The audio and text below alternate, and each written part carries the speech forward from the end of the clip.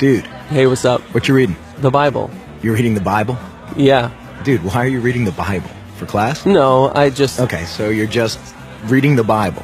You're just sitting here in a coffee shop in the 21st century using state-of-the-art technology to read ancient myths for no reason whatsoever. Well... Tell me something. Are you one of those super religious people who thinks Jesus actually rose from the dead?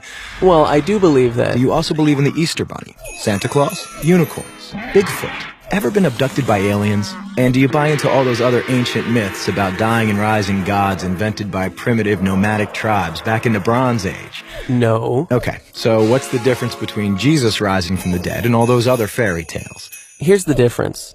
My belief in the resurrection of Jesus is rational. It's based on historical facts. Facts? What facts? Well, first, Jesus died by crucifixion. Whoa, hold on. We don't even know if Jesus existed. Why should I believe your facts? Well, because the 5 facts I'm going to give you are backed by so much historical evidence that most professional critical scholars who study the subject accept them as true. That includes skeptical atheist scholars. Okay, so Jesus was a guy who actually existed and then got himself killed. So what? That's the first fact. Second, his disciples were convinced that he rose from the dead and appeared to them.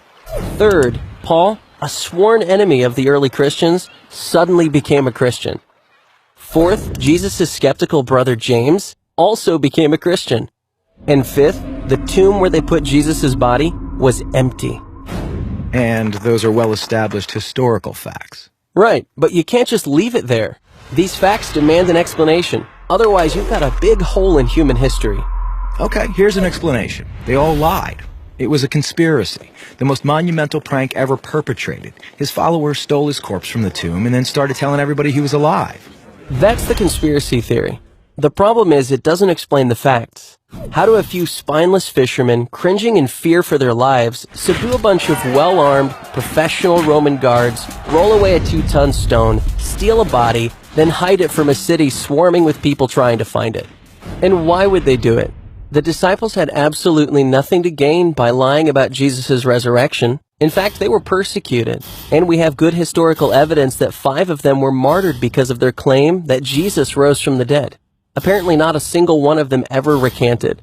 People don't willingly die for something they know isn't true. They were there. They knew whether it was true or not. All right, another theory. The disciples thought they saw Jesus alive after he died, but it was just wishful thinking. They were stressed and just kind of hallucinating. The hallucination theory also lacks explanatory power. 500 witnesses saw Jesus at the same time, and the disciples touched him. Psychologists have shown that hallucinations don't work like that, nor does this explain the empty tomb. Okay, look, maybe there's some other explanation, but the bottom line is dead people stay dead. Rising from the dead would be a supernatural event, a miracle, and science has proven that miracles don't happen. Oh, really? When did that happen? I don't know. I just kind of heard it somewhere. Science has not disproven miracles. In fact, that would be impossible. Why?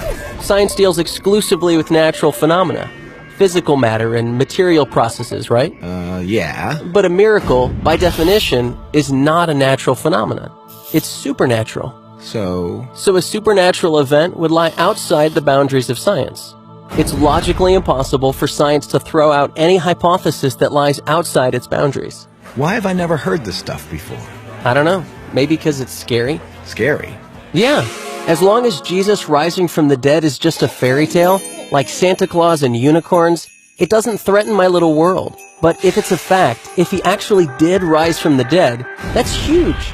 It's a total game changer. And that's why it's so hard to think about it objectively. Whoa. Yeah. Big whoa.